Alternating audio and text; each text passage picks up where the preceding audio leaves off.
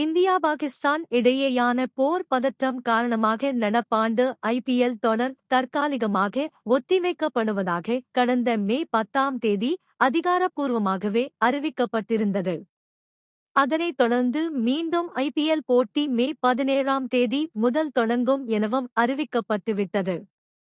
எனவே சொந்த ஊருக்கு சென்ற வீரர்கள் அனைவரும் மீண்டும் IPL போட்டிகளில் விளையாட அணிக்கு திரும்பி வருகிறார்கள்.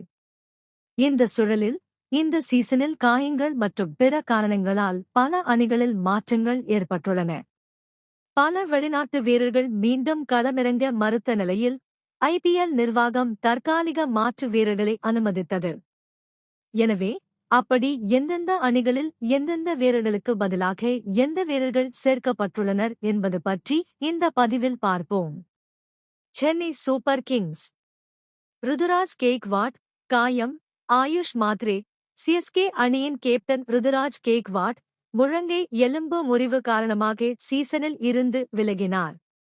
அவருக்கு பதிலாக 17 வயதான மும்பை இளம் வீரர் ஆயுஷ் மாத்ரே 30 லட்சம் ரூபாய் அடிப்படை விலையில் எடுக்கப்பட்டுள்ளார். குர்ஜப்னீத் சிங் காயம். Dewald Brevis. குர்ஜப்னீத் சிங்கின் காயத்தால் தென்னாப்பிரிக்க இளம் வீரர் டெவால்ட் பிரவிஸ் அணியில் சேர்க்கப்பட்டார். வன்ஷ் பேடி காயம். உர்வில் படேல். வன்ஷ் பேடியின் காயத்திற்கு பதிலாக இந்தியாவின் வேகமான T20 சதம் அடித்த உர்வில் படேல் இணைக்கப்பட்டார். Royal Challengers Bengaluru. தேவ்தத் படிக்கல் காயம். மயங்க் அகர்வால். RCB அணியின் முக்கிய வீரர் தேவ்தத் படிக்கல் வலது தொடை தசை காயம் காரணமாக சீசனில் இருந்து விலகினார். அவருக்கு பதிலாக கர்நாடகாவைச் சேர்ந்த மயங்க் அகர்வால் 1 கோடி ரூபாய் விலையில் மீண்டும் RCB அணியில் இணைந்தார். மயங்க் 127 IPL போட்டிகளில் 2661 ரன்கள் எடுத்தவர். இதில் ஒரு சதமும் 13 அரை சதங்களும் அடங்கும். பிற அணிகளில் முக்கிய மாற்றங்கள்.